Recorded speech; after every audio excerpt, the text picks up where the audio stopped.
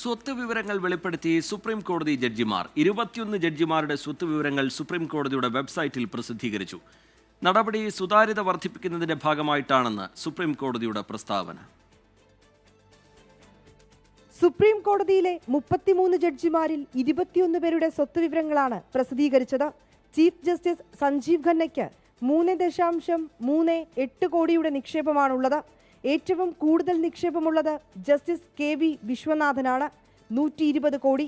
2024 വരെയുള്ള സാമ്പത്തിക വർഷങ്ങളിൽ ജസ്റ്റിസ് KV വിശ്വനാഥൻ 91.47 കോടി രൂപ ആദായ നികുതി അടച്ചതായും സുപ്രീം കോടതി വെബ്സൈറ്റിൽ അപ്ലോഡ് ചെയ്തിരിക്കുന്ന രേഖകളിൽ വ്യക്തമാക്കുന്നുണ്ട്. ജസ്റ്റിസ് വിനോദ് ചന്ദ്രന് മ്യൂച്വൽ ഫണ്ടിൽ 7.94 ലക്ഷം രൂപയുടെ നിക്ഷേപമുണ്ട്. നിയുക്ത ചീഫ് ജസ്റ്റിസ് BR ഗവായിക്ക് നിക്ഷേപമായി 42.77 ലക്ഷം രൂപയാണുള്ളത്.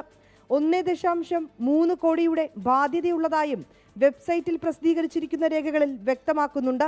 ഹൈക്കോടതികളിലേക്കും സുപ്രീം കോടതിയിലേക്കുമുള്ള നിയമനങ്ങളുടെ പൂർണ്ണ പ്രക്രിയ, കൊളീജിയത്തിന് നൽകിയിട്ടുള്ള പങ്ക്, സംസ്ഥാന സർക്കാരുകളിൽ നിന്നും കേന്ദ്ര സർക്കാരിൽ നിന്നും ലഭിച്ച നിർദ്ദേശങ്ങളും പൊതുജനങ്ങളുടെ അവബോധത്തിനായി വെബ്സൈറ്റിൽ പ്രസിദ്ധീകരിച്ചിട്ടുണ്ട്.